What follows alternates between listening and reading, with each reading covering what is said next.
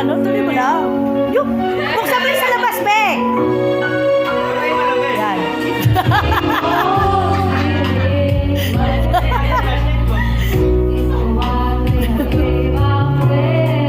Bayang mag